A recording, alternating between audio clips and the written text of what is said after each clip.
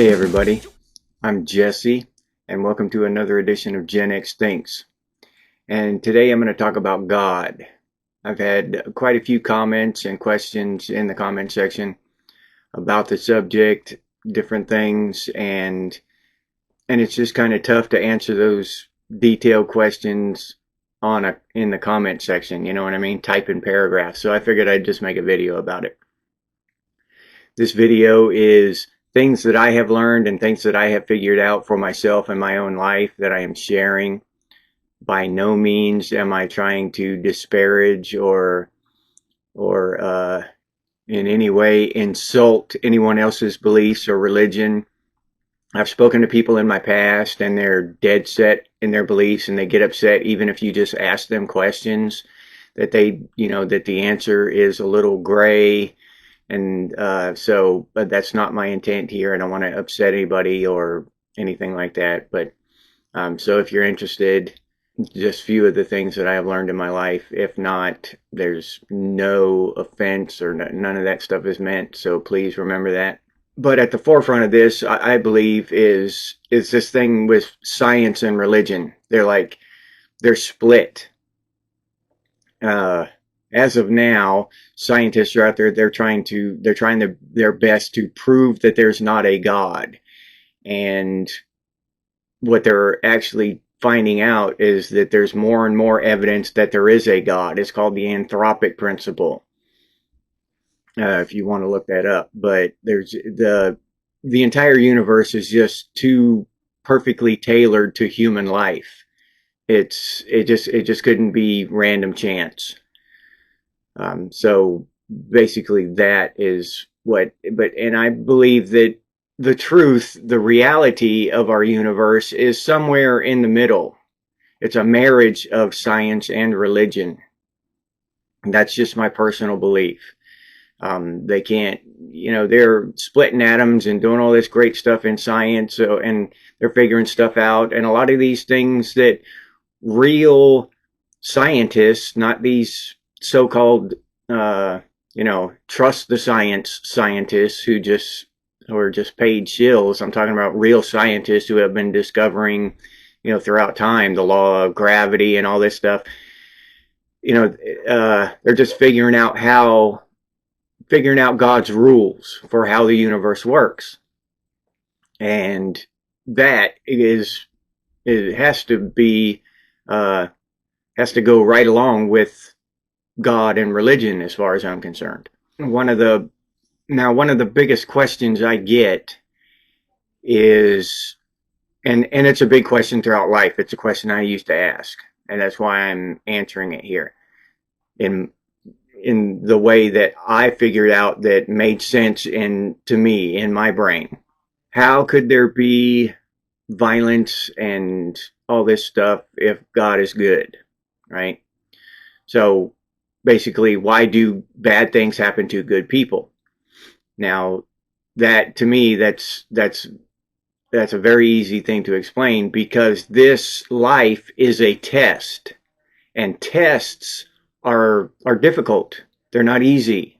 You don't just show up to class and get an A. You have to put in some work and be able to pass the test at the end of the day or the end of the week or the end of the whatever. So this life is a test.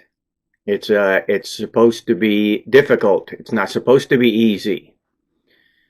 Because if there was nothing to struggle against, if there was no bad happened to us, then what's the perfect life? Just manna raining down from heaven, right? We wouldn't have to go searching for food. It would just rain down out of the sky. And our biggest problem would be, finding the best place to get the manna and the most comfortable place to sleep. And that would be it. Then we just do that, eat manna and sleep until we died. What kind of life is that, right? Nobody would want to live like that, number one. Number two, there would be how would we be judged at the end of that? So for judgment and for growth, we have to have something to resist against and just like a knife being sharpened, it's got to be brushed up against a whetstone. It's got to be filed down to a nice sharp edge. The whetstone is the resistance, the struggle. You've got to wear away the rough parts of the knife blade. And you can use many different analogies to describe that. But basically, that's what it is. This life is the whetstone. And we are being fine-tuned for something. Now, whether that be, a straight shot to heaven or one small step on a longer journey, we all have our different beliefs about that. But that's basically why, because we can't grow spiritually, mentally, any of those ways without something to push us past our boundaries. You got to go outside your boundaries. And the other reason for that whole thing is free will, because at the core of everything, our existence is free will. Without that, there's nothing. We're inanimate objects. We're robots. Not inanimate, I guess, but we're just robots. We need free will. God gave us free will. That's at the heart of everything, is free will.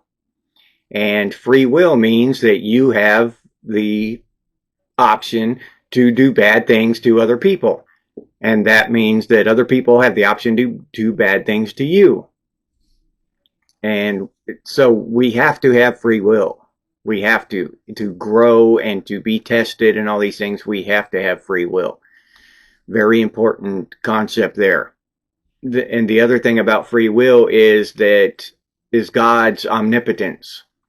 If he is all-knowing, then our fates are set. Our destiny is already planned out. He knows what I'm going to do in 3 years at 5:15 a.m. on, April 25th, 2000, whatever.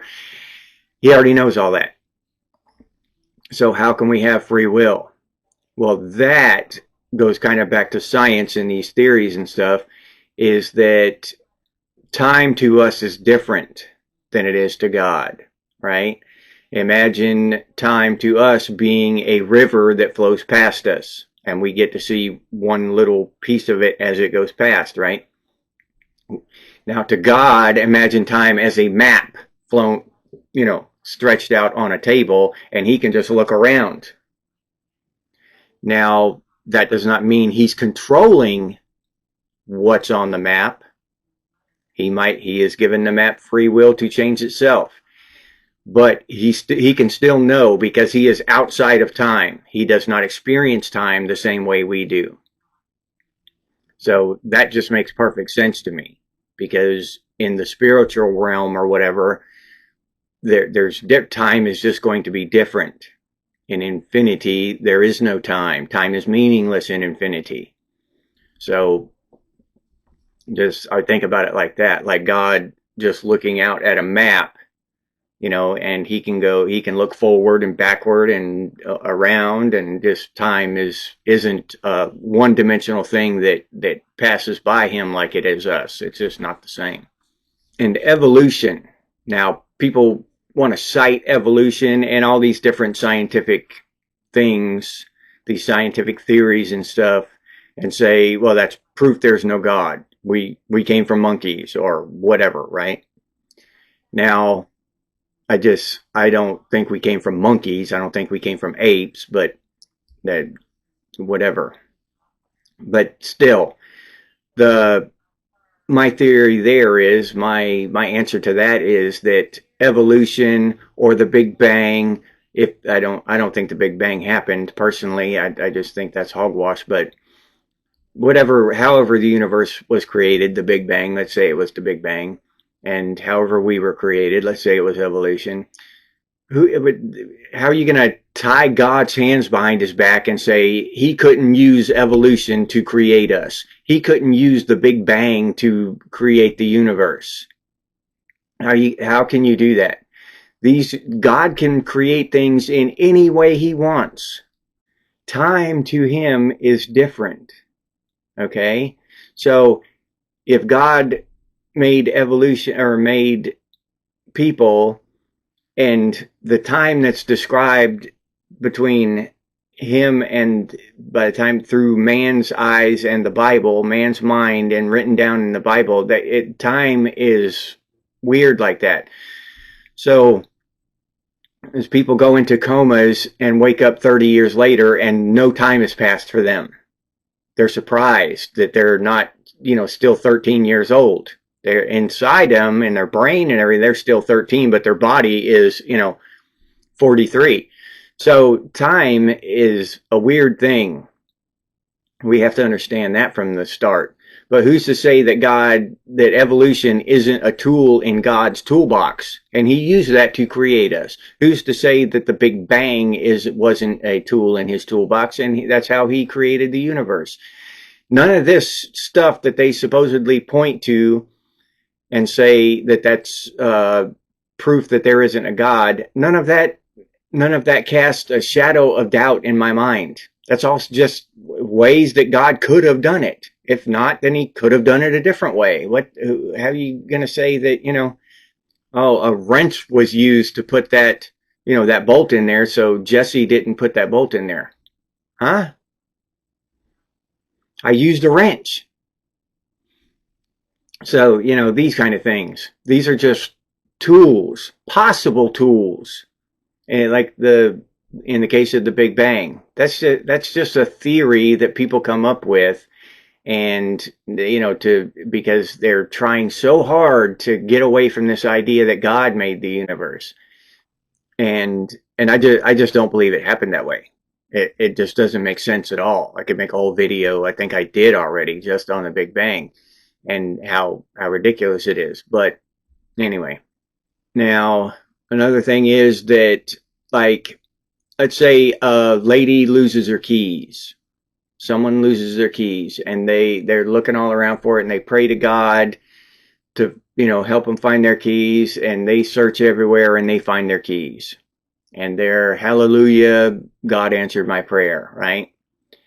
And a lot of us have a problem with that because, at that same time, some family is missing church because, their child is in the hospital with cancer, and they're all around praying, and doing all this stuff, and the whole church is praying, and it does no good. The prayer goes unanswered, right?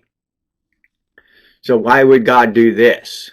Why would God answer some prayers and others not?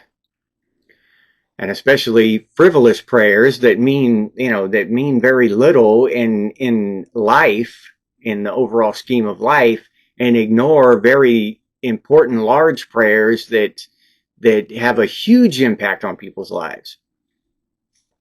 So the thing that I have come to understand throughout my life, and I have to say this, I was basically an atheist when I was a kid. I didn't grow up in a Christian family. I grew up, not that they weren't atheists, just my parents, we didn't talk about the Bible and God and all that stuff. It just wasn't something in our house.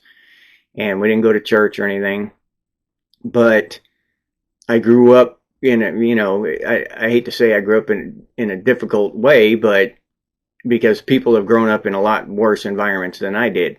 But I had a hard life growing up. We were poor and stuff, and so I hated life. I hated everything. I hated God. I actually had myself convinced that I was an atheist, even though I hated God. When the act of hating God is an admission that there is a God to hate. So anyway, I look back on my life back then, and it's like watching that movie, The Jerk. Where you just you're embarrassed for him. You just feel bad for. That's how I feel when I remember my life as a young adult and a teenager and stuff. I just feel bad for that guy. But anyway, so I grew up and I was an atheist basically. I was not, into God at all. So it's been a long journey for this, and I have learned a lot and figured things out on my own along the way. Just a little background information. So, and that leads up to this. So, and I've thought about this stuff for many decades. It's not like I just, came up with this stuff. I actually racked my brain on this for many decades.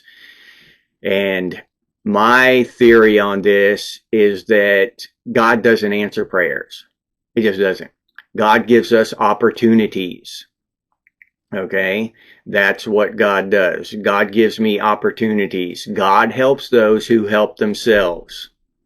God gives me the opportunity to make money or to be a good person or to be broke or be a bad person. He gives me God's equal opportunity across the board.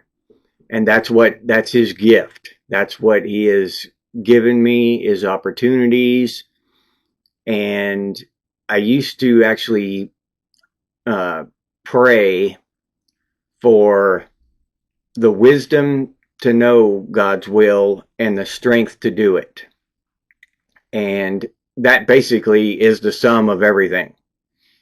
All the rules, the whole Bible can go out the window. Everything ever written can go out the window. And that's the only rule we technically need if you think about it. Do God's will. If you're doing God's will, then you're doing what you're supposed to be doing. Period. End of story. That's it. That's all we need to do. And that's what I pray for. But then, I mean, years I prayed this way, give me the wisdom to know your will and the strength to do it. And here recently, just recently, like the last few weeks, I've realized that he's already given me the strength to do it. He's given me the opportunity to do it. I can do these things. He gave me this already by creating me. So now I pray for the wisdom to know his will, and I thank him for the strength to do it. That's where I'm at there. God does not answer prayers. He gives us the ability to do things and the opportunities to do them, right? Good and bad, free will. And that way we have to make these moral choices and be good people and continue on our journey wherever that is, or be bad people and maybe just our energy goes back to him, absorbed back to him, or maybe we're cast into the fires of hell. I don't know. I have a hard time with hell because, especially in some denominations, like if you don't get baptized, you go to hell for eternity. For eternity, for not getting some water on my head, I have a tough time with stuff like that. And there are many different rules, depending on where you're at and what church you're going to, as far as that goes, whether you're going to hell or not. And it's just tough, because if you go to one church and get baptized and do all this, do the right thing, then you're supposed to go to heaven. But then another church says you didn't do this, so you're going to hell. You know what I mean? So which one are you supposed to believe? And I'll go ahead and tell this story. In my early 20s, my father died. And I don't know, maybe a year after that or somewhere in there, I had a dream. And in my dreams, I don't have the sense of smell or feel. All I have is my sight and my hearing in all my dreams, except this one dream that I had. And still to this day, I can remember that dream like I just had it last night. And the way it went, me and my brother were in the front seats of a VW Bug, a bus, the little VW van. And my brother was in the driver's seat. And we were talking. I think we were arguing about where we're going to go. Not arguing, but, debating about where we're going to go or whatever. And somehow I looked back and my dad was behind me between the seats. and I turn around, and in the dream, I knew he was dead, right? It's not like it was not like a normal dream. I knew what was going on. I knew my dad was dead, and I knew he was coming back to see me. And so I turned around and I hugged him, and I could, my dad had a smell to him, not a funk, but just his smell. And I could smell him, and I could feel him in my arms, and I was hugging him real tight. And looking back, that's what I say, I could smell and feel him. So it was unlike any other dream. It was like real life, like I was experiencing it in real life. I can't impart that to you, that the feeling in that dream, but it was like nothing I've ever experienced before or since. So anyway, I knew he was dead, and I pushed back from him like that, and I said, and I asked him, "Is there a heaven?" And he said, "Yeah." And I said, "Well, which one is it?" Meaning which religion or which denomination of Christianity. And he said, "It doesn't matter." And I thought he misunderstood my question, so I started to repeat it. I began to repeat myself. No. I mean, which? I started like that, and he grabbed me by my shoulders, and he looked me in the eye, and he said, "It doesn't matter." After that, I hugged him again, and I woke up. But right after that, I didn't really pay too much attention to the dream. I mean, it impacted me emotionally when I woke up, but never really spiritually, right? Until years later, as I've gone through my life, I woke up from that dream, still an atheist, remained an atheist for a decade or so, and slowly moved over to where now I'm just a firm believer in God. And I believe, though I'm not I don't know how you want to say it, but I consider myself a Christian, even though I have trouble believing that the Bible is, every word in the Bible is the absolute truth and the Word of God. And I'll give you an example why. Paul in the Bible, he writes that he believes that it's better to be celibate. He advises men not to get married and, just devote their lives to God. Now, earlier in the Bible, God tells people to be fruitful and multiply. So which one should we do? And they contradict each other.